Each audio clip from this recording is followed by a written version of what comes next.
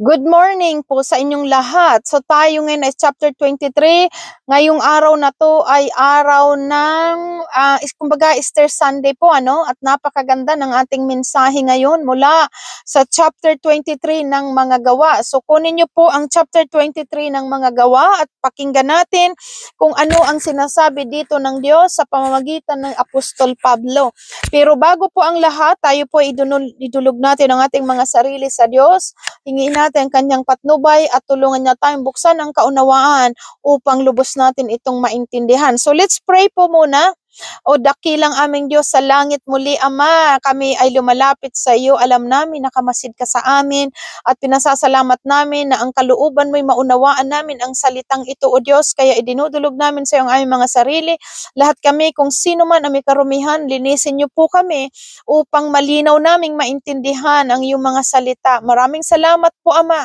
Pinasasalamatan namin ang iyong pag-ibig sa amin na kung saan inaalala namin 2,000 years ago, O God, na ang buhay niyo, Panginoong Hesus, ay inialay niyo upang kami ay mapatawad ng kasalanan at kami makalapit sa Ama. Kaya aming Diyos, Ama, salamat sa iyong pag-ibig. Pinupuri ka namin, pinasasalamatan sa kadakilaan mo sa aming lahat. At ang lahat pong ito ay pinasasalamat namin sa iyo sa ngalan ng Panginoong Hesus Kristo. Amen. Amen. So, chapter 23 ng mga gawa, dito po ipinapaunawa dito ni Pablo. Kasi si Pablo po ang nagsasalita. Kung titingnan po natin ang kasaysayan ni Pablo, iisa po siyang kumakalaban sa aral na patungkol sa Panginoong Hesus. Siya po ay kasama ng mga punong pari, mga punong bayan na nagpapatay kay Esteban, At doon, mula noon, si Pablo po ay inatasan o kumbaga inapruban, pinahintulutan mga punong pari, mga punong bayan na pumunta sa Damasco, at si Pablo ay kaladka rin niya ang mga mananampalatayang Kristiyano, babae o lalaki, bata o matanda, at parusahan. Pero nung papunta pa lamang siya sa Damasco, na-encounter ni Pablo ang Panginoong Hesus, isang tinig na nagmula sa langit na nagsasabing, Saulo, Saulo, bakit mo ako inuusig? So makikita po na sa chapter 23. So sa madaling salita po, inaano ko lang yung sa 23, sinasummarize ko lang para maintindihan natin sa 22 para maintindihan natin ang chapter 23. So sa madaling salita, itong si Saulo na nagtinawag na Apostol Pablo, dati po siyang mamamatay or taga-usig ng mga taga-sunod ng Panginoong Hesus. Isa po siyang hentel na hindi naniniwala sa aral ng patungkol sa Panginoong Hesus. Pero dahil sa kabutihan ng Diyos at ginamit siya ng Panginoong Hesus yung buhay ni Pablo, nakatagpo niya. Ibig sabihin, na-encounter niya ang Panginoong Hesus.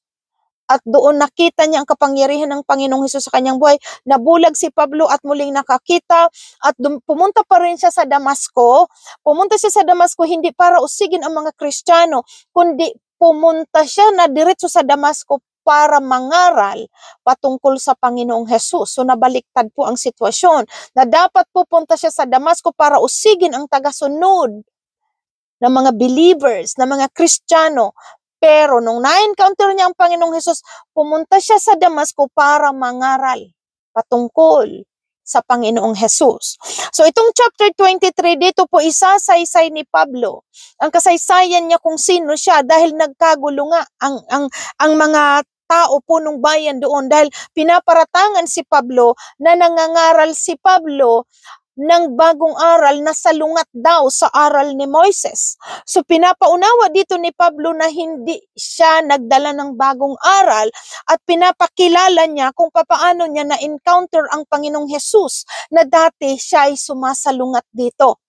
So pakinggan po natin verse 1, sabi dito sa chapter 23, tumingin si Pablo sa kanila at sinabi, mga kapatid, namumuhay akong malinis ang budhi sa harap ng Diyos hanggang sa araw na ito. Pagkarinig nito'y iniutos ng pinakapunong pari na si Ananias sa mga taong nakatayo sa tabi ni Pablo na sampalin ito sa bibig. Sinabi ni Pablo, hahampasin ka ng Diyos. Ikaw na mapagkunwari, nakaluklok ka riyan upang hatulan ako ayon sa kautusan. Ngunit labag sa kautusan ang ipasampal mo ako. Sinabi ng mga nakatayo roon, nilalapastangan mo ang pinakapunong pari ng Diyos. Sumagot si Pablo, mga kapatid, hindi ko alam na siya pala'y pinakapunong pari sapagkat nasusulat nga huwag kang magsalita ng masama laban sa pinuno ng bayan. Kasi nung sinasabi ni Pablo, nagpapatunay siya na wala siyang masamang. Kumbaga sabi niya, malinis ang aking budi sa harap ng Diyos hanggang ngayon. Hindi po ito nagustuhan ng pinakapunong pari na sa Ananias. Kaya pinasampal niya si Pablo. At dito, sinabi dito ni Pablo, sinabi niya na, kumbaga sabi niya, ikaw na, bakit mo ako hinampas? Ikaw mapagkunyari, nakaluklok ka riyan. Upang hatulan ako sa kautusan, ngunit labag sa kautusan na ipasampal mo ako. Sabi niya diyan. At sabi sa verse 5, sabi dito, sumagot si Pablo, mga kapatid, hindi ko alam na siya pala ay pinakapunong pari sapagkat nasusulat nga, huwag kang magsasalita ng masama laban sa pinuno ng iyong bayan. Nang makita ni Pablo na may mga Sadusiyo at Parisiyo sa kapulungan, sinabi niya ng mga malakas, mga kapatid, ako'y Parisiyo at anak ng mga Parisiyo.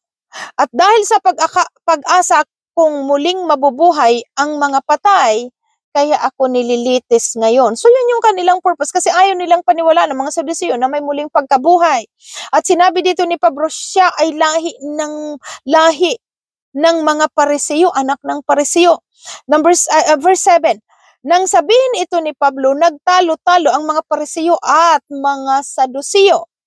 At nahati ang kapulungan sapagkat naniniwala ang mga Sadusiyo na hindi muling mabubuhay ang mga patay at walang anghel o espiritu. Subalit ang mga Parisiyo naman, naniniwala sila sa lahat ng ito. So yung dalawang pangkat, Sadusiyo at Parisiyo, nahati ang kanilang opinyon kasi ang mga Parisiyo, naniniwala sila na may espiritu at anghel, samantalang ang mga Sadusiyo, hindi sila naniniwala sa bagay na ito. At sabi po dito, at lumakas ang kanilang sigawan, tumayo ang ilan sa tagapagturo ng kautusan, nakapanig ng mga Parisiyo at malakas na tumutol. Wala kaming makitang pagkakasala sa taong ito. Anong malay natin, baka nga kinakausap siya ng isang espiritu, isang anghel. Kaya kumbaga itong mga Parisiyo kumampi sa Panginoong Hesus, kumampi kay Pablo, na baka nga daw ito ay sabi niya baka siya ay kinakausap ng isang anghel o ng espiritu kasi nga naniniwala sila na may anghel at espiritu. Subalit itong mga Sadusiyo hindi sila naniniwala. Verse 10, naging mainitan ang kanilang pagtatalo at natakot ang pinuno ng mga sundalo na baka magkaluray-luray si Pablo. Pinanaog niya ang mga kawal, ipinakuha si Pablo at ipinasok muli sa himpilan. Kinagabihan, nagpakita ang Panginoon kay Pablo at sinabi sa kanya, lakasan mo ang iyong loob. Kung papaanong nagpatutuo ka tungkol sa akin dito sa Jerusalem, kailangan magpatutuo ka rin sa Roma. So ayan, so pinauna na ng Panginoong Hesus na kailangan ka ring magpatutuo sa Roma. Lalakasan mo ang iyong loob kasi naintindihan ni Pablo, pinaunawa na ito ng Panginoong Hesus, pupunta ka sa Jerusalem pero sa dadaanan mong bayan-bayan, dadaan ka ng iba't ibang pag-uusig. At yun nga ang nangyayari kay Pablo. Kaya alam ni Pablo na ganito ang mangyayari sa kanya. At pinauna na naman ng Panginoong Hesus, tatagan mo ang iyong loob dahil ipapadala rin kita sa Roma. At ito po, sabi dito, chapter 12, pinagtangkaan ang buhay ni Pablo. Kinaumagahan, nagkasundo ang mga Hudyo at ang bawat isa ay sumumpa na hindi kakain o iinom hanggat hindi nila napapatay si Pablo. Kasi gusto nilang ipapatay dahil ang akala nila, nagdadala si Pablo ng bagong aral. Yan nga, kasi dala-dala ni Pablo ang aral patungkol sa Panginoong Hesus na ayaw itong tanggapin ng mga Parisiyo at mga Sadusiyo. 13, mahigit na 40 lalaki ang nanumpa na ganoon. Ibig sabihin, gusto nilang ipapatay si Pablo. Verse 14, pumunta sila sa punong pari at sa matatandang pinuno ng bayan at sinabi nila, kami ay susumpang hindi kakain at hindi inom hanggat hindi namin napapatay si Pablo. Kita niyo po kung titingnan natin, doong una, itong si Pablo po, bago siya pumunta ng Damasco para usigin ang mga Kristiyano, ang nag-approve sa kanya ay mga punong pari, mga punong bayan, di ba? Para kaladkarin ang mga naniniwala sa Panginoong Hesus at hagupitin at parusahan.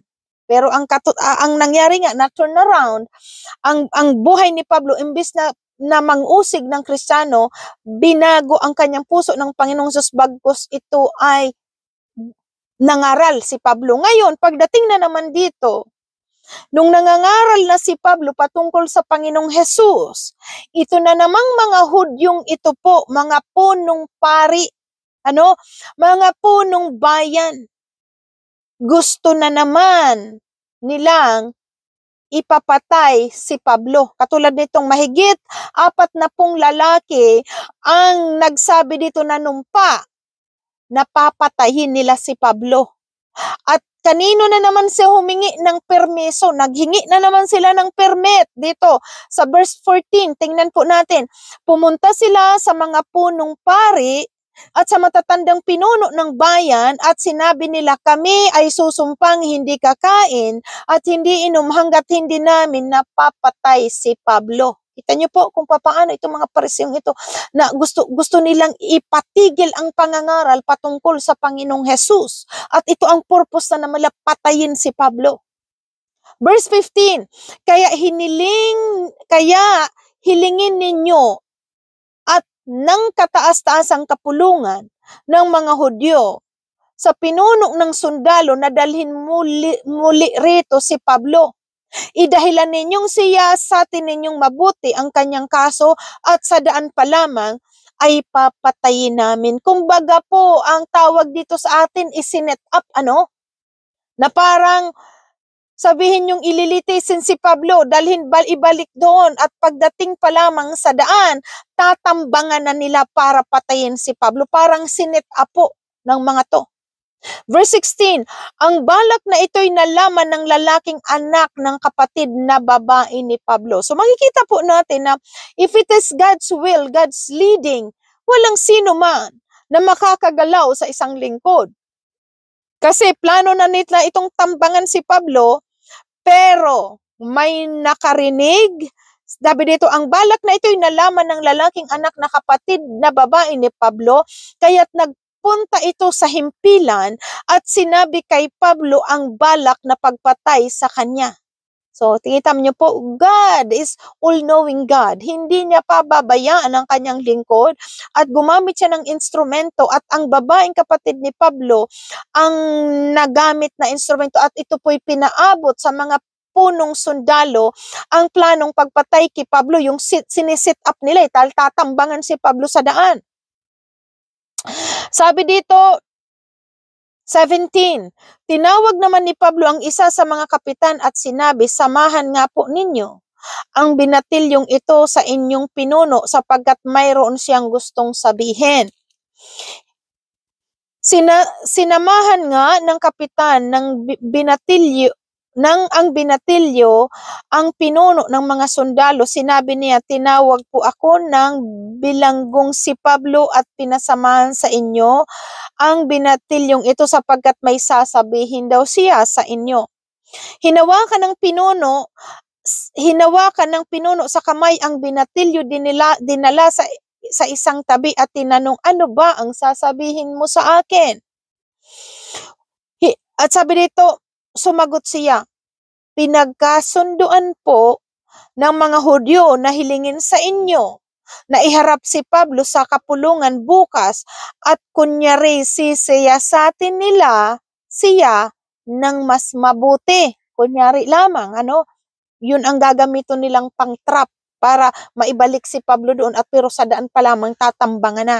Kaya sabi dito, ngunit sa 21, ngunit huwag po kayong maniwala, tatambangan po siya ng mahigit 40 lalaki na nanumpang hindi kakain o iinom hanggat hindi nila napapatay si Pablo. Handang-handa po sila ngayon ngayon at pasya na lamang ninyo ang hinihintay. 22. Huwag mong sasabihin kanino man na ipinaalam mo ito sa akin, sabi ng pinuno ng mga sundalo. At pinauwi niya ang binatilyo. Kita niyo po, ang ways ng Lord is higher than our ways. Talagang makita natin na whatever meant for evil, God will turn it around for good. At nakita natin planado ng mga pinunong bayan at itong mga kalalakihan na ito natambangan si Pablo, pero may nakarinig ng kanilang usapan at plano. Kaya isinumbong ito ng binatilyong bata, binatilyo doon sa mga sundalo. At sabi ng sundalo, huwag niyong ipaalam sa kanila na alam ko ang bagay na ito. Verse 23, ipinadala si Pablo kay Governor Felix. Ang pinuno ay tumawag ng 2 kapitan at sinabi sa mga ito, maghanda kayo ng 200 sundalo at 70 kawal na nakakabayo at 200 kawal na may sibat upang magtungo sa Caesarea ngayon alas 9 ng gabi.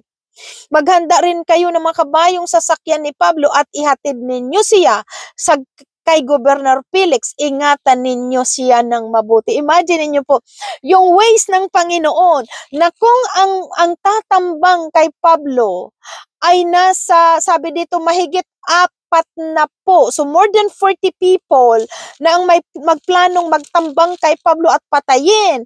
Pero tingnan nyo po, nung malaman ito ng pinakapunong sundalo, mas double pa ang pinakuha niyang mga magpuprotect kay Pablo, na magga-guard kay Pablo. Sabi dito, ang pinuno ay tumawag ng 2 kapitan at sinabi sa mga ito, maghanda kayo ng 200 sundalo. So, kung ang tatambang kay Pablo ay more than 40, pero nung malaman ito, ang pinadalang magpuprotect naman kay Pablo ay mahigit 200. Sabi diyan, 200 sundalo at 70 kawal. So, 270 na nakakabayo at 200 kawal na may sibat upang magtungo sa Caesarea ngayong alas 9 ng gabi.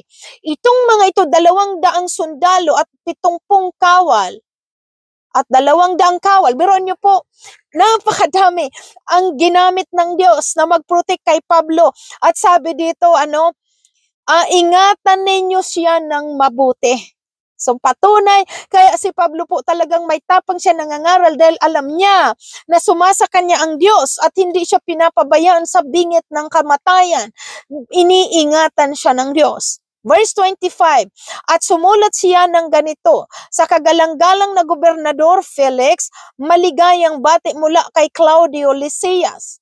Ang lalaking ito na hinuli ng mga Hudyo at papatayin na sana. Nalalaman kong siya ay mamamayang Romano, kaya't nagsama ako ng mga kawal at iniligtas siya. Sa hangad kong malaman kung ano ang sakdal laban sa kanya, pinapaharap, nasaan na yun? Pinapaharap ko siya sa kapulungan. Nalaman kong ang paratang sa kanya ay tungkol sa ilang usaping may kinalaman sa kanilang kautusan at hindi sapat na dahilan upang siya ay ipapatay o pabilanggo.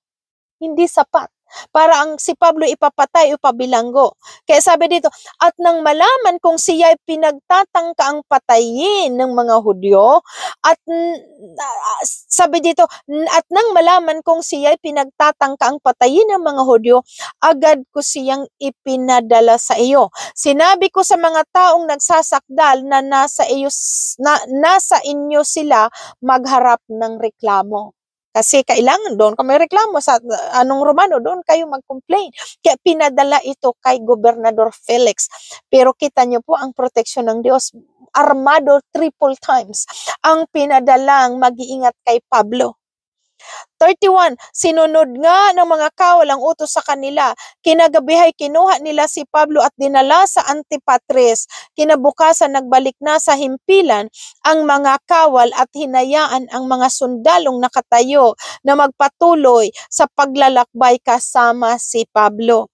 Pagdating sa Caesarea, iniharap nila si Pablo sa gobernador at ibinigay ang sulat na dala nila. Pagkabasa sa sulat, tinanong ng gobernador si Pablo kung saang lalawigan siya nagmula at nang malamang siya ay taga Cilicia, kanyang sinabi, diringgin ko ang kaso mo pagdating ng magsasakdal sa iyo, at pinabantayan niya si Pablo sa palasyo ng gobernador. Napakaganda pong kasaysayan ang mga pinagdaan-daanan ni Pablo sa kanyang paghayo, kasi pinakita po dito sa anong ito na mula sa pinakaaba sa mga mamamayan hanggang sa puno ng sundalo. Ngayon dinala siya doon kay Gobernador Felix para mapakinggan, para malaman nila kung anong isinasakdal sa kanya. Pero ang purpose na nakita natin dito, upang maging ang mga gobernador at mga punong bayan, mga punong sundalo makarinig ng aral patungkol sa Panginoong Hesus. Purihin po ang Diyos. Dahil kung hindi siya idadaan doon sa pagsasakdal, hindi maabot ng aral maging ang mga pinunong bayan at mga gobernador. Pero that's the ways of the Lord, na ang gusto ng Panginoon ang lahat ay makarinig patungkol sa Panginoong Hesus at sila man din ay magkaroon ng kaligtasan at sila ay magdesisyon na talikuran at pagsisihan ang kanilang mga kasalanan. So nakikita po natin dito ang pagkilos ng Diyos sa lahat ng tao. So purihin ang Diyos. So ganyan po muna tayo, chapter 23 at chapter 24. Sa sunod na linggo, actually, bukas sa inyo is chapter 24. And then next Sunday, mga kapatid kong minamahal sa Pilipinas, sa Labo,